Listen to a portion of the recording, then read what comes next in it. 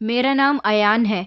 हम लोग एक ऐसे गांव में रहते थे जहां के लोग बहुत पुराने ख्यालात के थे और हमारे घरेलू मामलात भी बस मामूली से ही थे।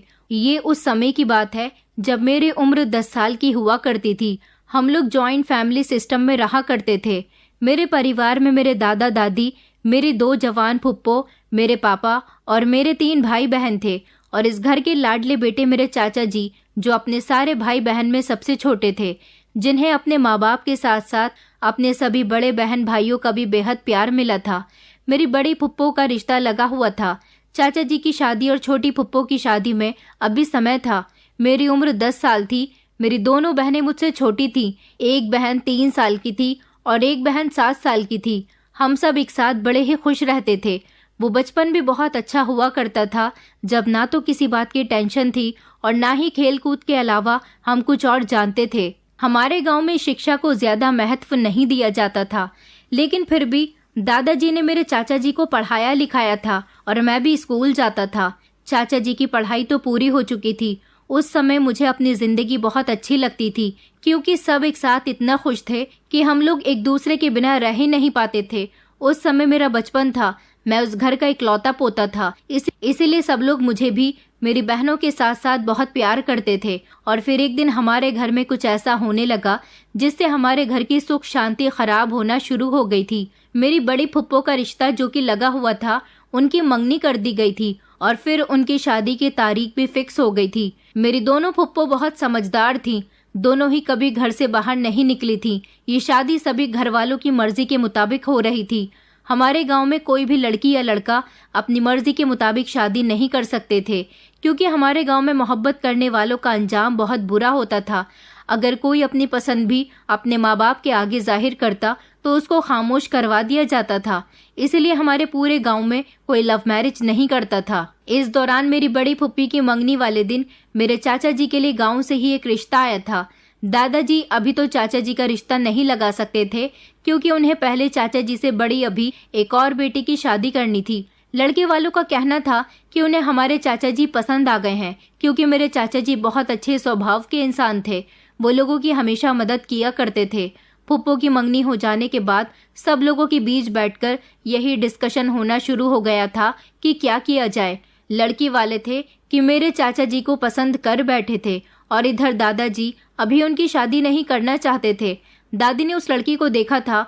वो लड़की बहुत अच्छी थी और दादी को तो वो पसंद आ गई थी। दादी जी का कहना था कि हम लोग ऐसा करते हैं कि पहले रिश्ता फिक्स कर देते हैं और उसके बाद जब दोनों बेटियां अपने घरों की हो जाएंगी तब अपने छोटे बेटे की शादी कर देंगे। मगर ऐसा नहीं हो सका, क्योंकि जब चाचा जी को ये बात पता चली कि दादा दादी उनका रिश्ता तय करने वाले हैं, तो चाचा जी ने साफ इनकार कर दिया था।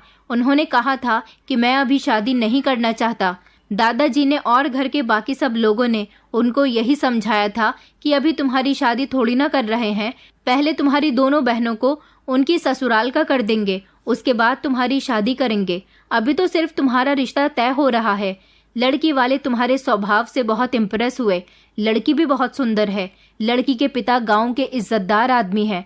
तुम्हें तो ऊपर वाले का शुक्रिया अदा करना चाहिए कि तुम्हारा रिश्ता खुद हमारे घर चलकर आया है। हम लोग मामूली से लोग हैं, जहाँ रिश्ते खुद घर चलकर आते हैं। ऐसे में हमें रिश्तों को अहमियत देनी चाहिए। मगर चाचा दादाजी की तो किसी भी बात को मानने के लिए तैयार नहीं थे। वो बार बार यही कह रहे थे कि वो अभी अपना रिश्ता भी फिक्स नहीं करवाना चाहते। मगर जब वो ज्यादा जिद करने लगे तो दादा और दादी जी ने इस बात का अंदाजा लगा लिया था कि कहीं मेरे चाचा जी किसी लड़की को पसंद तो नहीं करते, वो अपनी मर्जी के मुताबिक तो शादी नहीं करना चाहते। ये सोच आने पर उन लोगों के दिल कांप उठे थे, क्योंकि वो जानते थे कि इस गांव में मोहब्बत करने वाले का क्या अंजाम होता है। वो अंजाम सिर्फ उस लड़का लड़की को ही नहीं, बल्कि उनकी पूरी पीढ़ी को भुगतना पड़ता है। दादाजी ने फौरन ही चाचा जी से बात की और उनसे कहा कि अगर कोई बात है जिस वजह से तुम ये शादी नहीं करना चाहते, इस लड़की के साथ अपना रिश्ता नहीं करना चाहते, तो हमें बता दो, ताकि बदनामी होने से पहले ही हम उस चीज का हल निकाल लें। चाचा जी ने जब अपनी माँ के मुंह से ये बात सुनी तो वो वजह बता ही दी थी जिसकी वजह से वो रिश्ते से इनकार कर रहे थे। उन्होंने कहा था कि मैं गांव की एक लड़की से बहुत प्यार करता हूँ, उसे बहुत पसंद करता हूँ और उसी के साथ शादी करना चाहता हूँ। दादी जी ने चाचा जी से कहा कि तुम पागल तो नहीं हो गए हो? तुम जानते हो कि हमारे गांव में मोहब्बत करना कितना बड़ा जुर्म है। कोई भी इंसान अपनी मर्जी से शादी नहीं कर सकता। उसकी मर्जी वही होगी जो उसके माँ बाप की मर्जी होगी। तुम हमारे गांव के उसूलों के खिलाफ जा रहे हो। मगर चाचा जी कहने लगे कि शादी तो मैं उसी लड़की से करूंगा। चाचा जी के इतना ही कहने पर दादी ने उन्हें ढेर सारी बातें सुनाई थी और उनसे कह दिया था कि तुम जिस लड़की के सपने अपनी आंखों से देख रहे हो, उस लड़की को भूलकर जहां पर हम तुम्हारी शादी करवाना चाहते हैं वहां के लिए तैयार हो जाओ। अब हम तुम्हारी और तुम्हारी बहन की शादी जल्दी ही करवा देंगे। हम नहीं चाहते कि तुम्हारी वजह से हमारी बदनामी हो। हम गरीब लोग जरूर हैं, मगर हमारी इस गांव में बहुत इज्जत है और ये इज्जत तुम्हारे बाप ने बड़ी मुश्किल से कमाई है। चाचा जी को उस समय अपने माँ की समझाई हुई सारी बातें बहुत बुरी लग रही थी। मोहब्बत से रोकने वाला हर वो इंसान बुरा लग रहा था जो उनकी मोहब्बत के बीच में आ रहा था। चाचा जी कुछ भी करके इस लड़की से शादी करना चाहते थे जिसे वो पसंद करते थे, लेकिन ऐसा मुमकिन नहीं हो सकता था। दादाजी के कानों में जब ये बात पड़ी तो दादाजी ने चाचा जी से कह दिया था कि अगर तुमने कोई गलत कदम उठाने की कोशिश की तो हम तुम्हें गोली मार देंगे और खुद जेल चले जाएंगे, मगर तुम्हें ऐसा काम ना करने देंगे। हम नहीं चाहते कि हमारी पूरे गांव में बदनामी हो। दादा ने चाचा जी के सामने हाथ जोड़ लिए थे और यही सब कुछ मेरे पापा ने भी उनको समझाया था, मगर चाचा जी किसी भी बात को सुनने के लिए तैयार नहीं थे। वो बहुत गुस्से में रहने लगे थे। उनका व्यवहार बहुत अच्छा रहता था। वो बहुत अच्छे व्यवहार के इंसान थे, लेकिन जिस दिन से उन्होंने अपनी मर्जी के बारे में घर में बताया था, घर की सुख शांति तो जैसे खत्म ही होती जा रही थी। सब लोग चाचा जी को ये गलत कदम उठाने से पहले ही बहुत समझा रहे थे, लेकिन चाचा जी किसी की सुनने के लिए तैयार ही नहीं थे, क्योंकि सब लोग जानते थे कि चाचा जी के गलत कदम उठाने से हमारे परिवार में क्या होने वाला है। चाचा जी किसी भी हाल में अपने घर वालों की मर्जी के मुताबिक शादी करने के लिए तैयार नहीं थे। वो लगातार मना किए जा रहे थे और कह रहे थे कि अगर मेरी शादी किसी ने जबरदस्ती उस लड़की के साथ करवानी चाहिए तो मैं घर से भाग जाऊंगा। इस बात पर दादाजी ने भी कह दिया था कि अगर तुम इस घर से निकलकर चले गए तो हम तुम्हें कभी वापस नहीं आने देंगे। इस घर में कभी तुम्हारे लिए कोई जगह नहीं रहेगी। तुम हम सबके लिए मर जाओगे। चाचा जी चाहते थे कि उनके घर के संबंध भी खत्म न हो और उनको उनकी मोहब्बत भी मिल जाए। चाचा जी ने बहुत कोशिश की, मगर ऐसा पॉसिबल ही नहीं था। तो फिर ऐसा कैसे हो सकता था कि चाचा जी की शादी उनकी मर्जी के मुताबिक हो जाए। जब उनकी बात किसी ने नहीं मानी तो चाचा जी ने वो कदम उठाया जो उन्हें नहीं उठाना चाहिए था। चाचा जी घर से गायब हो गए। घर वालों को लगा कि चाचा जी अपने काम से गए हुए हैं, मगर वो तो वापस ही नहीं आए। लेकिन फिर गांव में एक और शोर मचने लगा था कि गांव की एक लड़की भाग गई थी। लड़की के पिता और उसके भाई हमारे घर के दरवाजे पर आकर खूब हंगामा कर रहे थे। उनका कहना था कि हमारी बेटी तुम्हारे बेटे के साथ भाग गई, बताओ तुमने अपने बेटे को कहाँ भेजा है। उन लोगों का शोर इतना ज्यादा था कि हम तीनों छोटे छोटे भाई बहन बुरी तरह से डर रहे थे।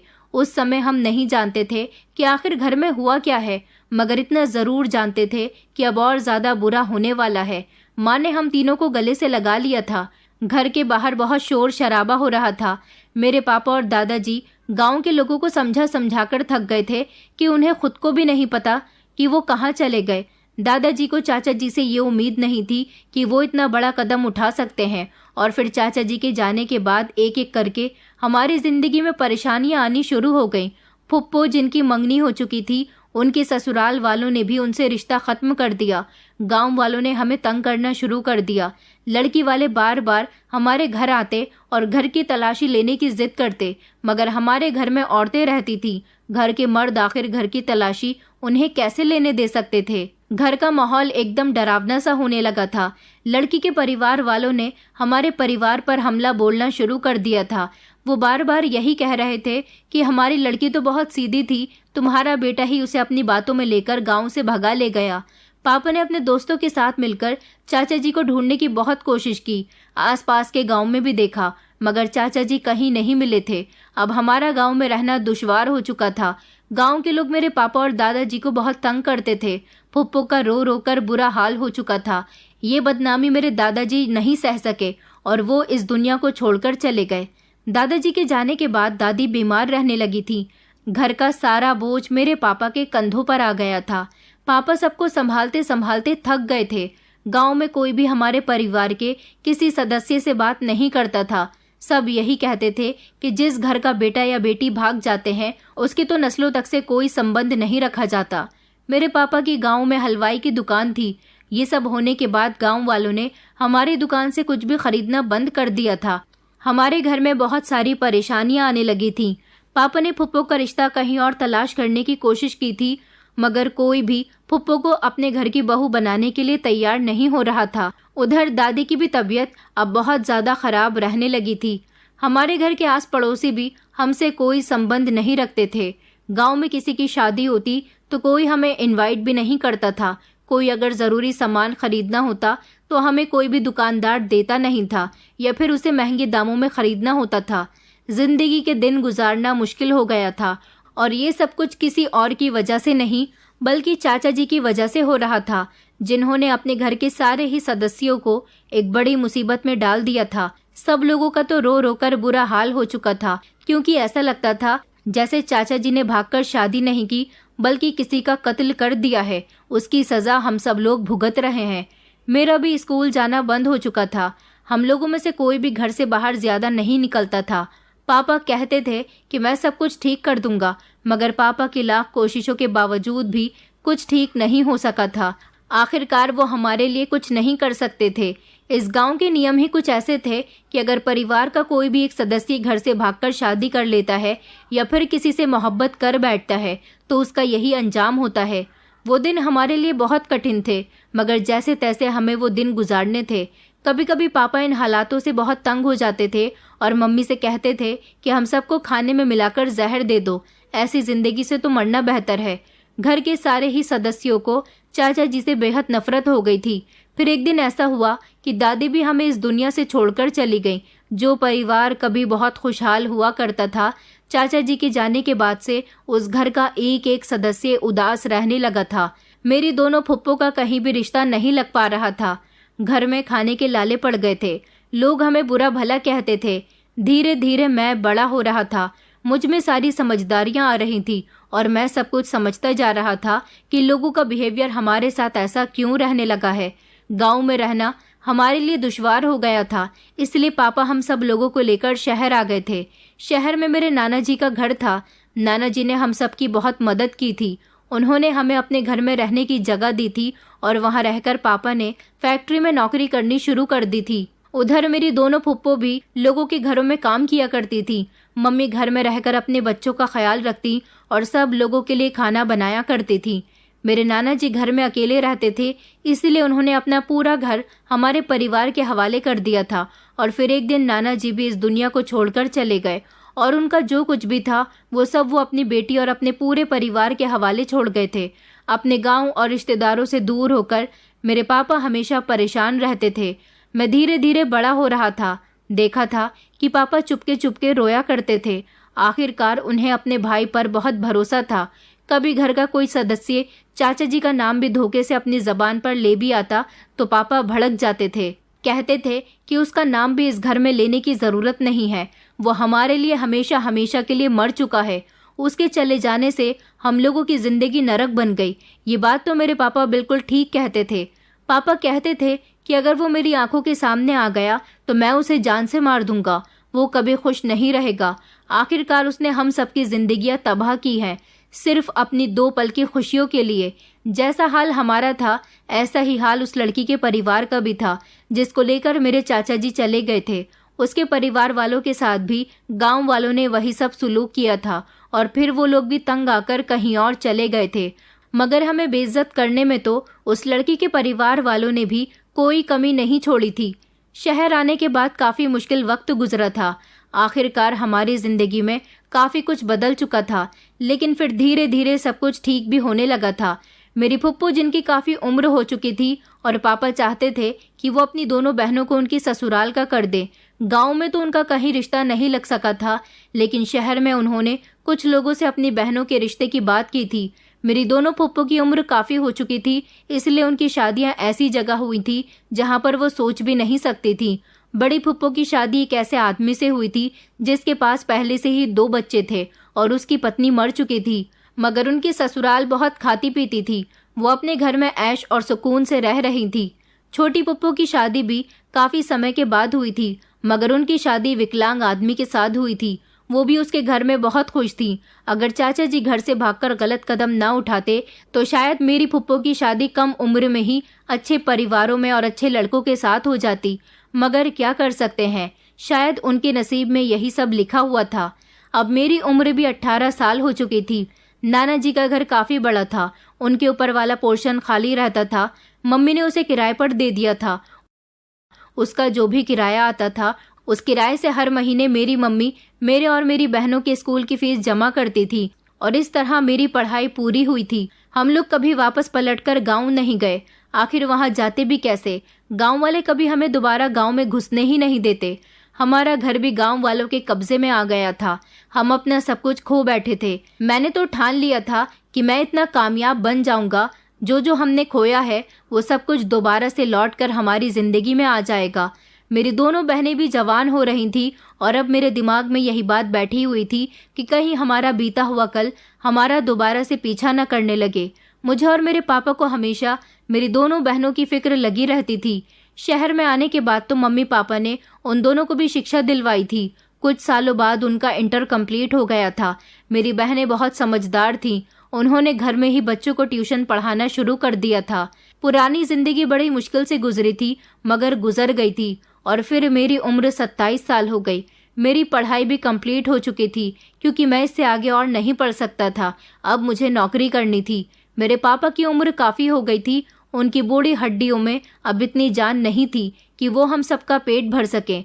आखिरकार बड़ी मेहनत से उन्होंने हमें यहाँ तक पहुँचाया था। एक दिन मैं अपनी जॉब इंटरव्यू के लिए जल्दी जल्दी भागता हुआ बस स्टेशन पर जा रहा था। तभी अचानक रास्ते में मेरी टक्कर एक लड़की के साथ हो गई। मेरे हाथ में मेरी फाइल थी और उस लड़की के हाथ में उसकी बुक्स थी, जबकि वो कंधे पर बैग डाली हुई थी। शायद वो अपने स्कूल जा रही थी। मैं उसकी आंखों में देखता रह गया था। वो बेहद खूबसूरत थी, मगर वो बड़ी घबराई हुई थी और ज़मीन में बैठकर अपनी सारी बुक समेटने लगी, जबकि मैं भी जल्दी से होश में आया और अपने सारे डॉक्यूमेंट अपनी फाइल में रखने लगा। मैंने उसे कहा कि सॉरी, मुझे लेट हो रहा था इसलिए टक्कर हो गई। उसने भी कहा कि कोई बात नहीं, मुझे भी लेट हो रहा है। ये कहकर वो लड़की जा चुकी थी, जबकि मैं अपने डॉक्यूमेंट सेट कर रहा था। मैंने देखा कि उस लड़की के कुछ पेपर्स धोखे से मेरे डॉक्यूमेंट की फाइल में आ गए थे, मगर उन डॉक्यूमेंट्स में एक फोटोग्राफ भी था। इस फोटोग्राफ को देखकर तो मेरे पैरों तले से ज़मीन निकल गई थी, क्योंकि ये एक फ़ोटो फैमिली फ़ोटो था और इस फोटो में जो परिवार मुझे नज़र आ रहा था उसने मेरे होश उड़ा दिए थे। मैंने तो सोचा भी नहीं था कि ज़िंदगी में ऐसे इंसान से टकराव मेरा इस तरह से भी हो जाएगा।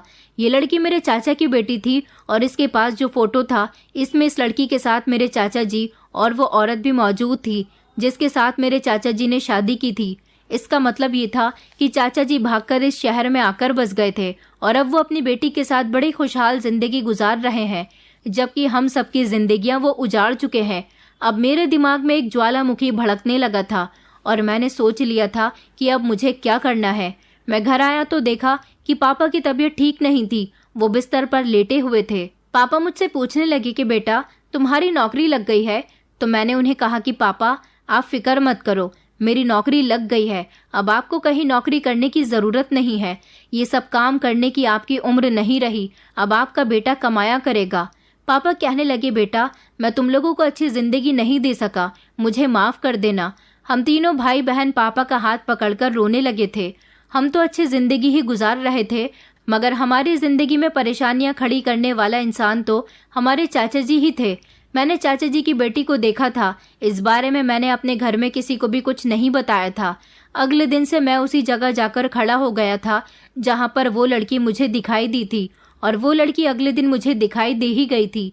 मैंने उससे बात करने की कोशिश की। मैं धीरे धीरे उसके करीब गया और उससे कहने लगा कि आपकी एक कीमती चीज़ कल मेरे पास रह गई थी। उसने मुझे चौंक कर देखा और पूछने लगी कि कौन सी कीमती चीज़? तो मैंने उसे वो फ़ोटो दिया जो फ़ोटो उसकी फैमिली का था। उसने एक ही झटके से मेरे हाथ से वो फ़ोटो ले ली और कहने लगी कि आपका बहुत बहुत शुक्रिया, मैं तो अपनी फ़ोटो को ढूंढती रह जाती। मैंने कहा, आप कहाँ रहती हो? मेरी बात पर वो चौंक गई और कहने लगी, आप मुझसे ये सवाल क्यों पूछ रहे हो? मैंने कहा कि कुछ नहीं, बस आपसे थोड़ी जान पहचान बनाना चाहता हूँ, क्योंकि मैं इस शहर में नया हूँ। मैं यहाँ किसी को नहीं जानता। मैं यहाँ अपनी पढ़ाई पूरी करने के लिए आया हूँ। मेरी बहन है, वो दूसरे शहर में रहती है। वो कहने लगी कि अच्छा, आप कौन से कॉलेज में पढ़ते हो। मैंने उसे इसी शहर में स्थित एक कॉलेज के बारे में बता दिया था। तो वो कहने लगी कि अच्छा, उसी कॉलेज के बराबर में जो गर्ल्स स्कूल है, मैं भी वहीं पर पढ़ती हूँ। उसने बताया था कि वो इंटर की स्टूडेंट है। अब धीरे धीरे हम दोनों की मुलाकात बस स्टॉप के पास होने लगी थी, क्योंकि जिस बस से मैं अपने ऑफिस जाता था उसी बस से वो लड़की अपने कॉलेज जाती थी। उससे जान पहचान बढ़ाने के लिए मैंने उस पर अपना ध्यान देना शुरू कर दिया था और कुछ भी करके मुझे उससे दोस्ती करनी थी। हम दोनों हर रोज बस स्टॉप पर मिलने लगे थे, इसलिए हम दोनों की बातचीत भी होने लगी थी और फिर धीरे धीरे हम दोनों ने एक दूसरे का मोबाइल नंबर भी शेयर कर लिया था। उस लड़की ने मुझे अपनी फैमिली के बारे में बताया था। उसका नाम सकीना था। मैंने सकीना के मुंह से धीरे धीरे उसकी फैमिली के बारे में सारी सच्चाई उगलवा ली थी। उसने मुझे बताया था कि उसका जन्म इसी शहर में हुआ था। वो अपने माँ बाप की इकलौती बेटी है। वो लोग उससे बहुत प्यार करते हैं। अब हम दोनों काफ़ी अच्छे दोस्त बन गए थे। हम दोनों की दोस्ती बहुत गहरी हो गई थी। सकीना का इंटर कंप्लीट होने वाला था। सकीना उम्र में मुझसे पूरे 10 साल छोटी थी। कम उम्र की लड़कियों को अपनी मोहब्बत के जाल में फंसाना बड़ा ही आसान होता है, और फिर ऐसा ही हुआ था। मैं सकीना को अपनी मोहब्बत के झांसे में बड़ी आसानी से ले सका था। सकीना मेरी मोहब्बत की दीवानी हो चुकी थी। मेरे बिना अब उसका ना तो दिन गुजरता था और ना ही रात होती थी। मैंने उसे अपनी पहचान छुपाई हुई थी। उसे अपना नाम भी अयान से फराज बताया था और कहा था कि इस दुनिया में मेरे पेरेंट्स नहीं है, सिर्फ मेरी एक बहन है जो दूसरे शहर में रहती है और उसकी भी शादी हो चुकी है। मैं यहाँ पढ़ लिख कर अच्छी नौकरी करना चाहता हूँ। एक दिन मैंने सकीना से कहा था कि सकीना, मैं तुम्हारे घर रिश्ता भेजना चाहता हूँ, मगर वो कहने लगी कि अभी तो मैंने यूनिवर्सिटी में सिर्फ एडमिशन लिया है, मेरे पेरेंट्स मेरी शादी इतनी जल्दी नहीं कर सकते। मैंने कहा, एक बार तुम अपने पेरेंट्स को मेरे बारे में बताओ तो सही। सकीना कहने लगी, मैं पक्का कह रही हूँ, मेरे पेरेंट्स इतनी कम उम्र में मेरी शादी नहीं करेंगे। अगर मैं उनसे शादी की बात करूंगी तो उनका सपना टूट जाएगा। आखिरकार वो चाहते हैं कि मैं पढ़ लिख कर कामयाब बनूं। भला ऐसी उम्र में मैं शादी की बातें करती हुई अच्छी नहीं लगूंगी। मैंने उसे इमोशनली ब्लैकमेल किया और कहा कि क्या तुम मुझसे प्यार करती हो? तो उसने कहा कि हाँ, मैं तुमसे बहुत प्यार करती हूँ। मैंने कहा, तो फिर मेरी खातिर तुम इतना नहीं कर सकती? मैं भी तुमसे बहुत प्यार करता हूँ। अगर तुम मुझे ना मिली तो मैं मर जाऊंगा। सकीना कहने लगी, मगर ऐसा पॉसिबल नहीं है। अभी तो तुम्हारी नौकरी भी नहीं लगी है, तुम्हारे आगे पीछे भी कोई नहीं है। मेरे पेरेंट्स हम दोनों के रिश्ते के लिए नहीं मानेंगे। मैंने कहा था कि सकीना, तुम कुछ भी करके हम दोनों की शादी की बात करो। मेरी बहन मेरे लिए रिश्ता तलाश कर रही है। अगर मेरी शादी कहीं और हो गई तो मैं जिंदा नहीं बचूंगा। मेरी बात सुनकर सकीना बहुत परेशान हो गई थी।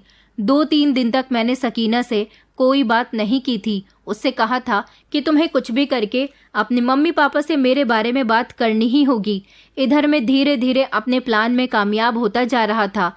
सकीना ने अपने पेरेंट्स से जब मेरे बारे में बात की और उनको मेरे बारे में बताया तो सकीना के पेरेंट्स ने इस रिश्ते से साफ इनकार कर दिया था।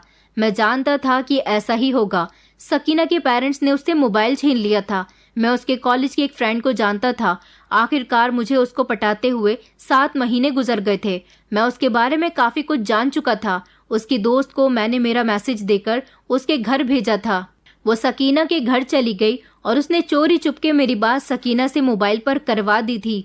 सकीना कह रही थी कि मैं तुमसे बहुत प्यार करती हूँ। मेरे पेरेंट्स ने मुझ पर बहुत पाबंदी लगा दी है। उनका कहना है कि हम तुम्हें इस लड़के से मिलने नहीं देंगे। वो तुम्हें अपनी मोहब्बत के झांसे में ले रहा है। अभी तुम कम उम्र की हो, तुम्हें उस लड़की की बातों में नहीं आना चाहिए।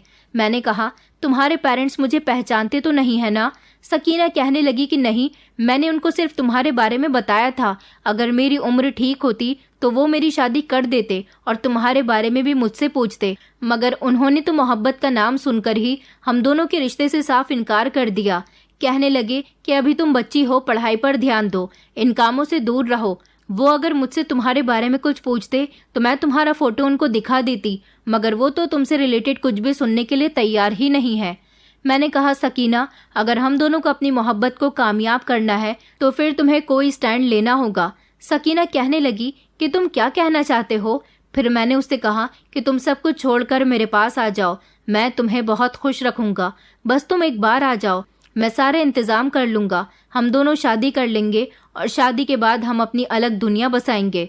सकीना कहने लगी कि ऐसा नहीं हो सकता। मैं अपने पेरेंट्स का भरोसा कभी नहीं तोड़ सकती। मेरे पापा मुझ पर बहुत भरोसा करते हैं।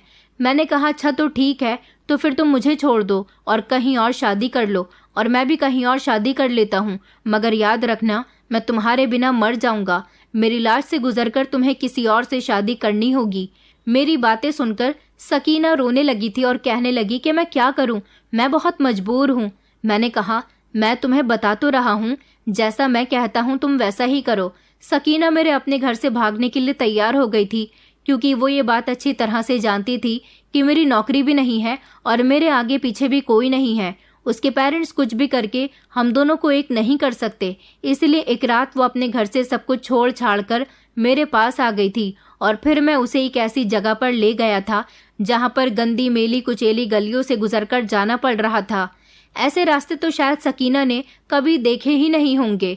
इस जगह मैंने एक छोटा सा घर किराए पर ले लिया था और सकीना को बताया था कि ये मेरा ही घर है। सकीना ये देखकर घबराई तो थी, क्योंकि उसके पापा तो इस शहर में आने के बाद अमीर हो गए थे, अपनी बेटी को एक अच्छी जिंदगी दे रहे थे। भला वो अपनी बेटी की शादी किसी ऐसे इंसान से कहाँ करवा सकते थे जिसके साथ उनकी बेटी की जिंदगी ठीक से गुजर भी न सके।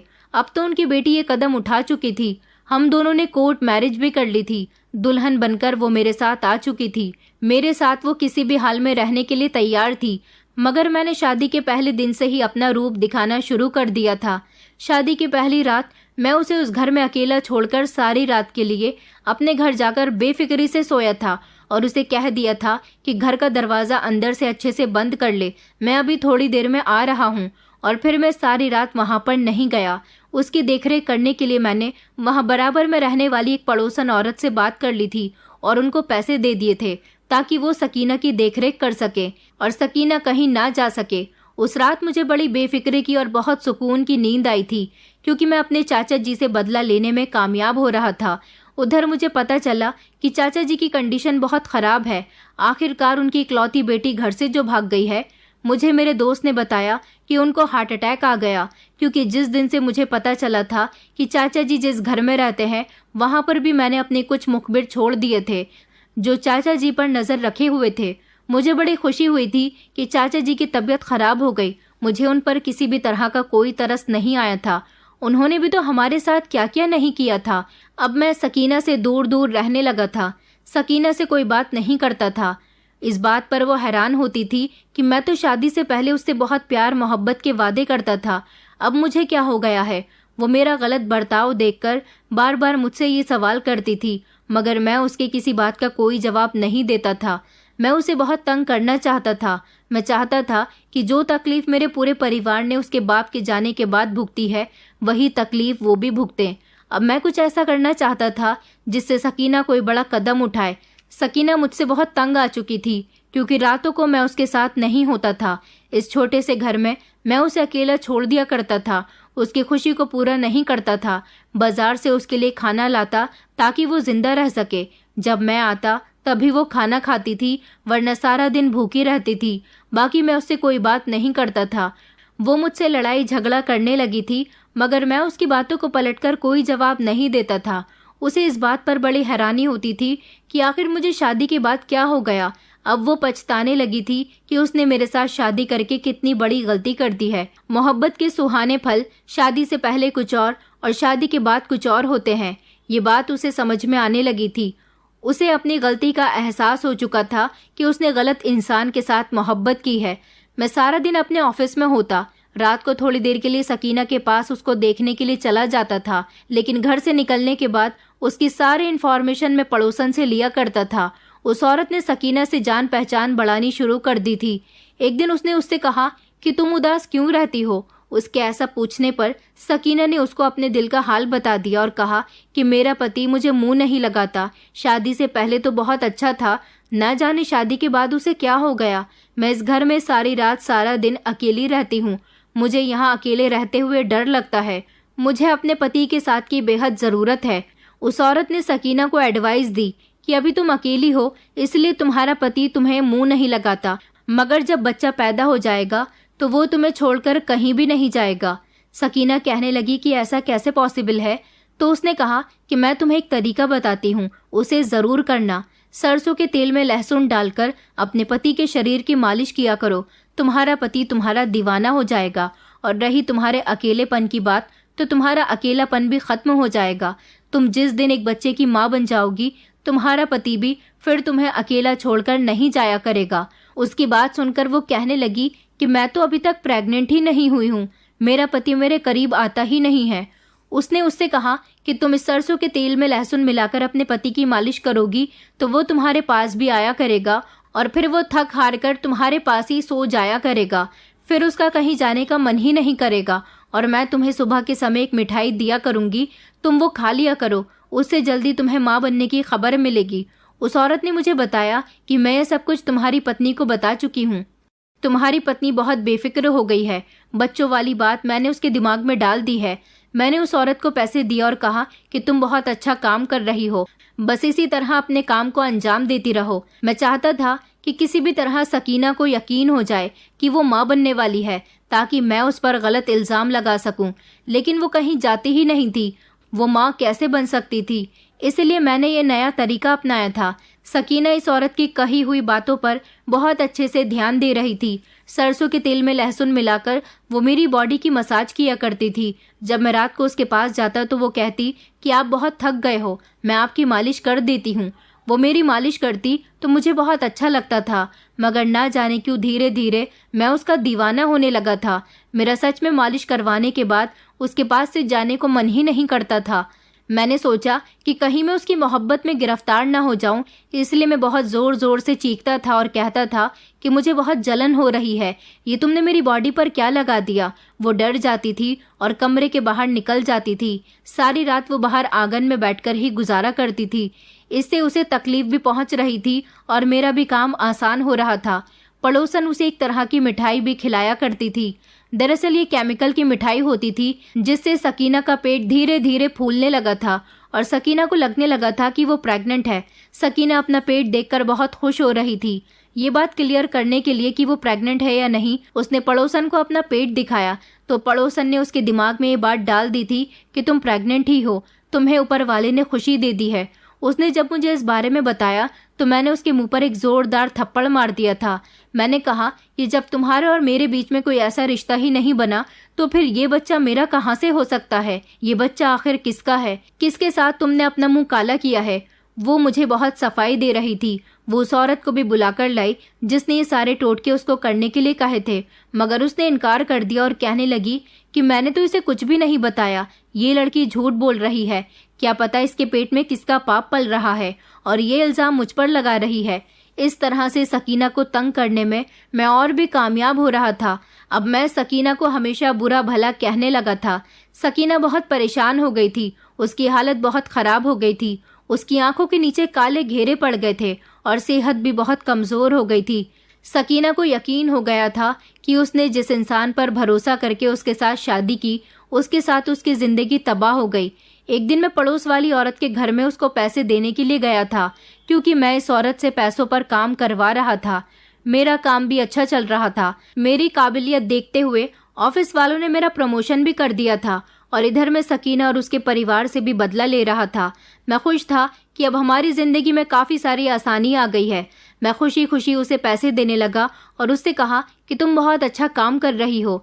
एक दिन इन सब हालात से तंग आकर सकीना आत्महत्या कर लेगी और फिर उसकी लाश जब उसके बाप के पास जाएगी तो तब उसे अपनी गलती का एहसास होगा जो उन्होंने कई सालों पहले की थी। वो औरत भी मेरे साथ साथ हंसने लगी। मैंने कहा सकीना बेचारी बार बार मुझे इस बात का यकीन दिला रही है कि वो मेरे ही बच्चे की माँ बनने वाली है, मगर उसे कौन बताए कि ना तो उसके पेट में बच्चा है और ना ही उस बेचारे ने किसी और के साथ मुंह काला किया है। उसे तो बेवजह की सज़ा दी जा रही है। ये कहकर हम दोनों ज़ोर ज़ोर से हंसने लगे थे, मगर मैंने देखा कि पड़ोसन के दरवाजे पर तो सकीना खड़ी हुई थी और वो हम दोनों की बातें खामोशी से सुन चुकी थी। जब सकीना मेरे करीब आई और उसने मेरा गिरेबान पकड़ लिया, कहने लगी, घटिया इंसान, तुमने मेरी ज़िंदगी ख़राब कर दी। आखिर तुमने मेरे साथ ये सब कुछ क्यों किया? मैंने तुम्हारा क्या बिगाड़ा था? सकीना की ये बातें सुनकर मुझे उस पर गुस्सा आया और मैंने उसे एक तरफ को झटका दे दिया। मैंने कहा, तुम ये बताओ, तुम घर से बाहर कैसे आई? मैंने तुम्हें घर से निकलने के लिए मना किया है ना? सकीना कहने लगी कि मैं काफ़ी दिनों से तुम पर नज़र रख रही हूँ। तुम इस औरत के यहाँ बहुत बहुत समय गुजारते हो। एक दिन मैं खिड़की में खड़ी हुई तुम्हें देख रही थी, मगर तुम घर से निकलने के बाद इस औरत के यहाँ चले गए थे और बहुत समय के बाद घर से निकले थे। तभी मुझे शक हो गया था कि ज़रूर तुम लोगों के बीच कुछ चल रहा है। मैंने सोचा कि आज मैं तुम्हारा पीछा करती हूँ और अपनी आंखों से देखूं कि तुम दोनों के बीच क्या चल रहा है और तुम दोनों रोज इतना समय एक दूसरे के साथ बातें करने में क्यों गुजारते हो। मगर आज जब मैं यहाँ आई तो मैंने अपने कानों से सब कुछ सुन लिया। बताओ तुमने मेरे साथ ऐसा क्यों किया? शादी और प्यार मोहब्बत के नाम पर तुमने मेरे साथ धोखा किया और तुम इसके साथ मिलकर मुझे बेवकूफ़ बना रहे हो। वो मुझे झंझोड़ झंझोड़ कर मुझसे पूछ रही थी। तभी मैंने उसके मुंह पर एक जोरदार थप्पड़ मार दिया और कहा, अगर तुम पूरी बात सुनना ही चाहती हो तो सुनो। दरअसल तुम्हारे पापा ने कई सालों पहले हमारे घर से भागकर शहर में आकर तुम्हारी मम्मी से शादी कर ली थी और तुम्हारी मम्मी भी उसी गांव की रहने वाली थी जिस गांव में हम लोग रहते थे। मैंने उसे हम लोगों के साथ होने वाले एक एक जुल्म के बारे में सब कुछ बता दिया था। ये सब सुनकर सकीना को अपने कानों पर विश्वास नहीं रहा था। मैंने कहा कि अच्छा हुआ आज तुम्हें सारी सच्चाई पता चल गई। वैसे भी मैं ये शादी का नाटक करते करते तंग आ गया था। मुझे भी तुम्हारे साथ रहने का कोई शौक नहीं है। बस मैं तुमसे अपना बदला लेना चाहता था और मेरा बदला पूरा हो चुका है। मैं तुम्हें पिछले 1 साल से बहुत तंग कर रहा हूँ। मेरा मन भर गया। अब तुम जहाँ जाना चाहो वहाँ जा सकती हो। सकीना कहने लगी कि नहीं, मेरे मम्मी पापा ऐसा नहीं कर सकते। उन लोगों की तो अरेंज मैरिज हुई थी। मैंने कहा जाओ और अपने पापा से जाकर सच पूछो, वही तुम्हें सब सच बताएंगे। सकीना रोती हुई अपने घर चली गई थी। मैं भी उसके पीछे पीछे उसके बाप के यहाँ चला गया था। जब मैं वहाँ पहुँचा तो अपने चाचा को मैंने कई सालों के बाद देखा था। सकीना अपने पापा के गले लगकर फूट कर रोने लगी थी, जबकि उसके पापा ने उसे धक्का दिया और कहने लगे कि बगैरत लड़की कहाँ भाग गई थी। हमने तुझे बचपन से लेकर अब तक कितना प्यार दिया और तूने हमारे भरोसे को तोड़ दिया। सकीना अपने पापा के आगे रो रही थी। तभी मैं वहां पर पहुंच गया और मैंने कहा कि आपकी बेटी ने कुछ गलत नहीं किया। आपकी बेटी के साथ भी वही हुआ है जो कुछ साल पहले आप लोगों ने हमारे साथ किया था। मेरी बात सुनकर वो चौंक गए और कहने लगे कि तुम कौन हो? मैंने कहा, मैं आपकी बेटी का पति हूँ और आपका भतीजा हूँ, अयान। जब मैंने उन्हें अपना नाम बताया तो वो चौंक गए, क्योंकि उन्हें अपनी आंखों पर विश्वास नहीं हो रहा था। मैं इतने सालों बाद उनके सामने भी आ सकता हूँ। उन्हें तो लगा था कि हम गांव में ही रहते होंगे। फिर मैंने उन्हें सब कुछ बताया और कहा कि आपने हम पर बहुत जुल्म किए। आपकी वजह से हम लोगों ने दर दर की ठोकरें खाई। आपकी वजह से दादा दादी इस दुनिया से चले गए, मगर आपने तो अपनी शादी करने के लिए हम सब की जिंदगियों को मुसीबत में डाल दिया। शुरू से लेकर अब तक की पूरी बात सुनने के बाद चाचा जी शर्मिंदगी महसूस करने लगे। मैंने कहा कि मैंने आपकी बेटी का इस्तेमाल करके आपसे बदला लिया है। आखिर आपको भी तो पता चले कि लव मैरिज करने के बाद घर से भागने वाले के पीछे उनके परिवार वालों को किन किन परेशानियों का सामना करना पड़ता है। आपने तो फिर भी अपनी बेटी के भागने के बाद उन परेशानियों का सामना नहीं किया जिन परेशानियों का सामना हमने और हमारे पूरे परिवार ने किया था। दादा दादी इस दुनिया से जा चुके हैं। आपकी दोनों बहनें जो शक्ल सूरत की अच्छी होते हुए भी ज्यादा उम्र हो जाने की वजह से उनकी ऐसे ऐसे घरों में शादी हुई है जहां आप अपनी बेटी को भेजना भी पसंद नहीं करते। सकीना ने अपने पापा से सवाल किया, पापा क्या ये ठीक कह रहा है? पापा ने कहा कि हाँ बेटा, ये तुम्हारा कजिन है, ये बिल्कुल ठीक कह रहा है। कुछ सालों पहले मैंने कुछ ऐसा ही किया था। सकीना ये सब सुनकर बड़ी हैरानी से अपने पापा को देख रही थी। चाचा जी मुझसे कहने लगे कि बेटा मुझे माफ़ कर दो, हमने तुम्हारे साथ जो कुछ भी किया, मगर हम दोनों अपनी मोहब्बत को कामयाब करना चाहते थे। हम दोनों के घर वाले ही हमारी शादी के लिए राजी नहीं हो रहे थे, क्योंकि हमारे गांव में ऐसा रिवाज ही नहीं है। मगर मैं क्या करता, मुझसे एक बहुत बड़ी गलती हो गई थी। तुम्हारी चाची प्रेग्नेंट थी और मुझे कुछ भी करके तुम्हारी चाची को अपनाना था। अगर मैं ऐसा नहीं करता तो सकीना को मार दिया जाता और सकीना की मम्मी की शादी किसी और से करवा दी जाती। इसलिए मैंने इतना बड़ा कदम उठाया और मैं भागकर यहाँ इस शहर में आकर रहने लगा था। तुम्हें क्या लगता है कि मैंने इतनी आसानी से ज़िंदगी गुजारी है? मैंने भी बहुत परेशानी भरी ज़िंदगी गुजारी है, तब जाकर मेरे हालात ठीक हुए। मगर मुझे एहसास है कि तुम लोगों के साथ बहुत बुरा हुआ होगा, लेकिन तुमने मेरी बेटी के साथ क्या किया? तुम उसे घर से भगा ले गए। मैंने कहा, जी मैंने भी वही किया जैसा आपने कुछ सालों पहले किया था। सकीना ने रोते हुए अपने पापा को बताया कि आपकी गलती का नतीजा मैंने भुगता है। इसने मुझसे शादी सिर्फ और सिर्फ आपसे बदला लेने के लिए की। मैं जानती हूँ कि मैंने भी आपकी तरह गलत कदम उठाए, मगर मेरे साथ आपसे कई गुना बेहतर बुरा हुआ है। मेरा बदला पूरा हो चुका था। चाचा जी और उनकी बेटी को मैं काफ़ी हद तक तकलीफ दे चुका था। चाचा जी मुझसे हाथ जोड़कर माफ़ी मांग रहे थे और कहने लगे कि बेटा, मुझे माफ़ कर दो। मेरी गलती की सज़ा मेरी बेटी को मत दो। मेरी बेटी को एक्सेप्ट कर लो। ये तुम्हारे निकाह में है। प्लीज़ इसके साथ गलत मत करो। मैंने कहा कि नहीं, मैं इसके साथ नहीं रहूँगा और ना ही मैं इसे आज़ाद करूँगा। मैं आपकी बेटी को अभी और तड़पाऊँगा। मेरी बात सुनकर चाचा जी कहने लगे कि नहीं नहीं बेटा, ऐसा मत करना। ये कहकर मैं अपने घर चला आया था। अगले दिन चाचा जी अपनी बेटी के साथ हमारे घर के दरवाजे पर खड़े हुए थे। उन्होंने मेरे घर का एड्रेस निकलवा लिया था, मगर इतने सालों बाद अपने छोटे भाई को देखकर पापा को गुस्सा तो बहुत आया था। पापा उनसे कोई बात नहीं करना चाहते थे। उन्होंने अपना मुंह फेर लिया था। लेकिन जब चाचा जी जबरदस्ती अपने भाई के पैरों में गिर गए और उनसे गले लगकर अपनी सारी गलतियों की उन्होंने माफ़ी मांगी, तो मेरे पापा का दिल पिघल गया था। चाचा जी ने पापा से कहा कि अब आप मुझसे ज़्यादा नाराज़ मत रहो, क्योंकि तुम्हारा बेटा मुझसे बदला ले चुका है। जो तकलीफ़ तुमने सही है, उसी तकलीफ़ से मैं भी गुजर रहा हूँ। चाचा जी ने पापा को सब कुछ बता दिया था। पापा तो ये बात सुनकर चौंक गए थे, क्योंकि मेरे पापा जो पहले चाचा जी को बहुत बुरा समझते थे, अब उनको सामने देखकर उनके दिल में मोहब्बत उमड़ पड़ी थी। आखिरकार वो बड़े थे और बड़ों का हक तो छोटों को माफ़ करना होता ही है। लेकिन जब चाचा जी ने मेरी सारी बातें पापा को बताईं, तो पापा को इस बात पर बहुत गुस्सा आया था। पापा ने कहा था कि बेटा, तुमने इस बच्ची के साथ गलत करके अच्छा नहीं किया। आखिर इसमें इस बच्ची की क्या गलती थी? गलती तो इसके माँ बाप से हुई है। सकीना मेरे पापा के कदमों में बैठकर फूट फूट कर रो रही थी। सकीना कहने लगी कि प्लीज़ ताऊ जी, मेरे पापा को माफ़ कर दीजिए। मैं सारी ज़िंदगी आपकी एहसानमंद रहूंगी। उसकी बात पर पापा ने चाचा जी को माफ़ कर दिया था। सकीना अपने पापा से बहुत नाराज़ थी, लेकिन फिर वक्त के साथ साथ सब कुछ ठीक हो गया। ऊपर वाले ने सबके दिलों में मोहब्बत डाल दी। इतना सब कुछ होने के बाद भी धीरे धीरे सब कुछ ठीक हो ही गया। सकीना और मेरा एक रिश्ता था, मगर वो अभी भी अपने पापा के घर है, क्योंकि अभी मैंने खुलकर सकीना को एक्सेप्ट नहीं किया। मैं उससे शादी नहीं करना चाहता था। मैं तो सिर्फ उससे बदला लेना चाहता था। लेकिन उसके साथ रहते रहते मुझे कहीं ना कहीं थोड़ी थोड़ी उससे मोहब्बत हो गई। हम दोनों के पेरेंट्स ने फिर तय किया कि जब हम दोनों एक दूसरे के साथ नहीं रहना चाहते तो हम दोनों को अलग कर दिया जाए। लेकिन ना जाने क्यों अलग होने के नाम से मेरी रूह कांप उठी थी और मैंने मना कर दिया कि मैं सकीना से अलग नहीं होना चाहता। और फिर इस तरह हम दोनों एक हो गए थे। अब हम दोनों की फैमिली के बीच किसी भी तरह की कोई मिसअंडरस्टैंडिंग नहीं है। दोनों ही परिवार एक दूसरे के साथ मिल गए। लेकिन अब काफ़ी हद तक बहुत कुछ बर्बाद हो चुका है, मगर अब क्या कर सकते हैं। सारी जिंदगी तो हम किसी से नाराज नहीं रह सकते, और फिर तब जब सामने बदला लेने वाला इंसान हमारा कोई गैर नहीं बल्कि अपना हो। अपनों से भला कोई कब तक दूर रह सकता है। जिंदगी में अच्छा बुरा वक्त तो आता जाता ही रहता है। शायद वो सब कुछ होना हमारे पूरे परिवार के नसीब में लिखा हुआ था, और उसकी वजह मेरे चाचा जी बन गए थे।